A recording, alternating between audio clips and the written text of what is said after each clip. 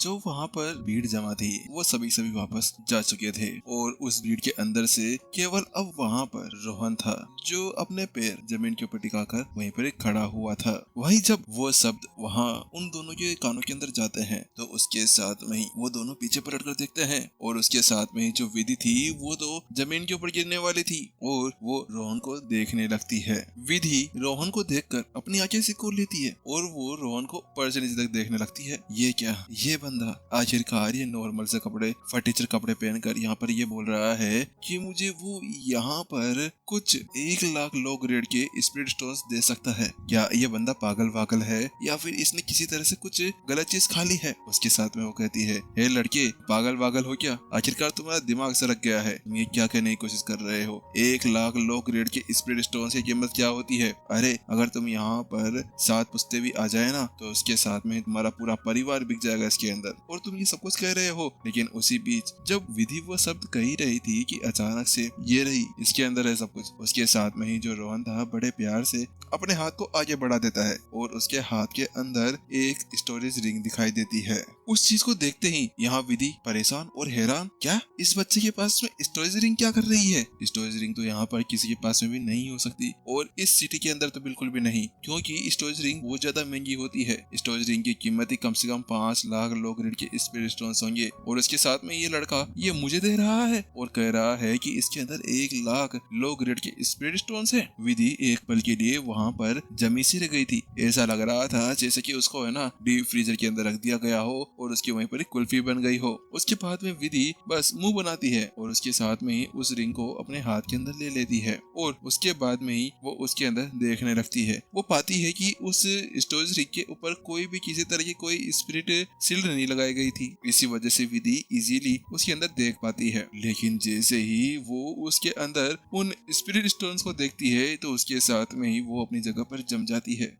ये क्या है? विधि पागल होने के कगार पहुंच गई थी। विधि तो कोमा के अंदर जा चुकी थी। विधि को समझ नहीं आ रहा था कि वो क्या कहे। तो उसके साथ में ही मिस विधि, मैडम विधि, क्या हो गया आपको? आप यहाँ पर जम कैसे गई? जो उसके पास में खड़ा हुआ एल्डर उत्कर्ष था ना, वो हैरानी से उसको जगाने लगता है। तो वहीं उसको देखते हुए यहाँ पर विधि कहती है, नहीं कुछ नहीं, ये मेरे को कुछ झटका लगा, ये देखो इसके अंदर क्या है। उसके बाद में विधि जल्द ही वो रिंग उत्कर्ष के हाथों के अंदर दे देती है। उसके साथ में जो उत्कर्ष था वो भी ये बोलता है, हाँ क्या ही होगा इसके अंदर, मेरे हिसाब से खाली होगी, इस बच्चे को कहीं पे मिल गई होगी तो आपको देने के लिए आ गया। उसके बाद में जो उत्कर्ष था ना, उसको भी यकीन नहीं था कि आखिरकार क्या वास्तव में इस बच्चे के पास में ऐसा कुछ हो सकता है। लेकिन उसकी तो दुनिया हिल जाती है। उसको ऐसा लगता है जैसे कि अभी धरती फट जाए और वो उसके अंदर समा जाए, क्योंकि जैसे ही वो उस रिंग के अंदर देखता है तो वो पागलपन से बौखला जाता है। हाँ, ये क्या है? इसमें वास्तव में 1 लाख लो ग्रेड के स्पिरिट स्टोन्स हैं। ये कैसे हो सकता है? और फिर वो उस लड़के को ऊपर से नीचे तक देखने लगता है। वहीं जब वो उस लड़के को देख रहा था तो विधि भी उससे कहती है, हे लड़के, क्या तुम वास्तव में हमारे इस अकेडमी के अंदर ज्वाइन होना चाहते हो? लेकिन मैं तुम्हें यहाँ पर पहले से बता देती हूँ, हमारा जो अकेडमी है वो अभी बना है, तो हमारे पास में तुम्हारे लिए ना तो कोई कोर्टयार्ड है ना रहने के लिए कुछ है। तो मैं पहले तुम्हें बता देती हूँ, क्या पता तुम बाद में बोलो कि मुझे मेरे लो ग्रेड की स्पिरिट स्टोन्स वापस दे दो, तुम्हें बाद में नहीं मिलेगा। तुम देख लो एक बार अगर तुम्हें इसके अंदर आना है या नहीं। विधि रोहन को बाहर निकालने की कोशिश के अंदर उससे कहती है, तो रोहन बिल्कुल बेझिझक होते हुए कहता है, अरे आपको घबराने की कोई भी जरूरत नहीं है, आप चिंता ना करें।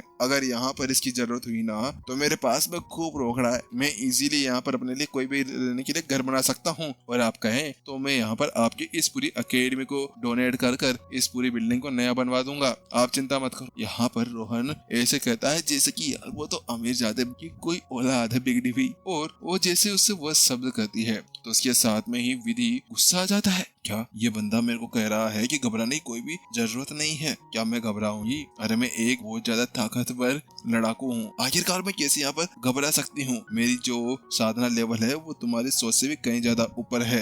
लेकिन विधि ये वाले सब बाहर नहीं निकालती है। विधि उन सभी शब्दों को अपने मन के अंदर रखती है और कहती है, देखो लड़के, तुम यहाँ पर मेरे हिसाब से कुछ ज्यादा बड़ी फेंकते हो, लेकिन मैं तुम्हें ये बता देना चाहती हूँ कि हमारे पास में है ना, तुम्हें देने के लिए कोई कोई भी साधना के लिए साधन नहीं है। तुम बाद में कहो कि मुझे यहाँ पर ये दे दो वो दे दो, तो हमारे पास में ऐसा कुछ भी नहीं है। तुम बाद में रोना मत कि यार मैं तो गलत अकेडमी के अंदर आके फंस गया हूँ। हमारी अकेडमी अभी भी बनी है, 1 महीना हुआ होगा मुश्किल से बने हुए, देख लो तुम्हें क्या करना है। विधि इस जगह पर फिर से अपने हाथों को है ना अपने सामने बड़े बड़े विचारों के सामने लाकर रख देती है और उसके साथ में वो रोहन को देखते हुए उससे कहती है। लेकिन रोहन एक पल के लिए चुप था और उसके साथ में कहता है, अरे अरे आपको घबराने की कोई भी जरूरत नहीं है। मैंने आपसे कहा ना कि ये सारी चीजें छोटी मोटी चीजें हैं, मैं इसके लिए अपना पैसा लगा लूंगा। और संसाधन की बात रही तो अगर इस अकेडमी के अंदर कोई संसाधन कमी पड़ती है ना तो मैं आपको देने के लिए तैयार हूँ। इस अकेडमी को मैं ही चला लूंगा। यहाँ पर रोहन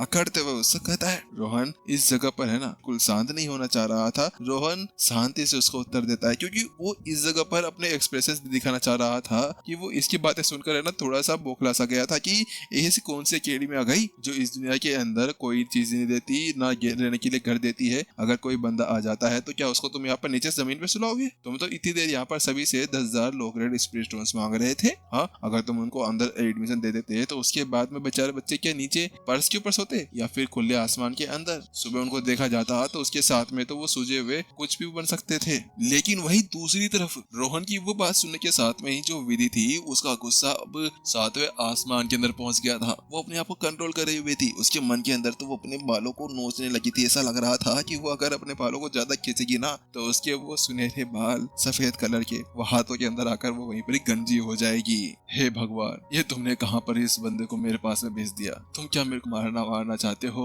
विधि ऊपर वाले को कोसने लगी थी क्योंकि अभी उसको ऐसा लग रहा था जैसे कि धरती पड़ जाए या उसके अंदर समा जाए या फिर 1,00,000 जानवरों की जो फौज है वो उसकी सीने के ऊपर से निकल जाए ताकि उसका अभी यहीं पर ही काम तमाम हो जाए। इस बंदे के साथ में निपटने से अच्छा तो यही मेरे लिए अच्छा होगा। मुझे ऊपर बुला लो, आखिरकार तुमने किस बंदे को मेरे पास में भेज दिया? विधि रो रही थी। विधि को समझ नहीं आ रहा था कि वो इस बंदे को यहाँ से कैसे बाहर निकाले। लेकिन विधि एक बहुत ज्यादा पावरफुल लड़ाकू थी तो वो अपने आप को संभालती है और उसके साथ में कहती है, देखो भाई, मैं यहाँ पर तुम्हें पहले बता देती हूँ कि मेरे पास में तुम्हें ट्रेन करने के लिए कोई भी टाइम नहीं है। ना मैं तुम्हें कोई ट्रेनिंग दूंगी, ना तुम्हें मैं कुछ सिखा पाऊंगी और ना तुम्हारी कोई क्लास लगेगी। और इस चीज के बारे में तुम्हें खुद ही देखना होगा। मैं यहाँ पर तुम्हारे कौशल वौशल को देखने के लिए नहीं बैठूंगी तुम कितने ज्यादा पावरफुल हो और कितने ज्यादा पावरफुल नहीं हो। यहाँ विधि फिर से ये शब्द कहती है और उसके बाद मन ही मन के अंदर सोच विचार करने लगती है। इस बार देखती हूँ इस बंदे को कैसे मेरी बात का जवाब देता है। आखिरकार कोई भी लड़ाकू एक अकेडमी के अंदर इसीलिए भर्ती होता है ताकि उसको वहाँ पर क्लासेस दी जाए, उसको ट्रेनिंग दी जाए और उसको बहुत कुछ सिखाया जाए। अगर इसको मैं यहाँ पर कुछ सिखाऊंगी नहीं तो उसके बाद में क्या वास्तव में अभी तक भी हमारे इस अकेडमी के अंदर ज्वाइन होगा? उसके साथ में विधि रोहन को देखने लगती है। विधि जब रोहन को देखती है तो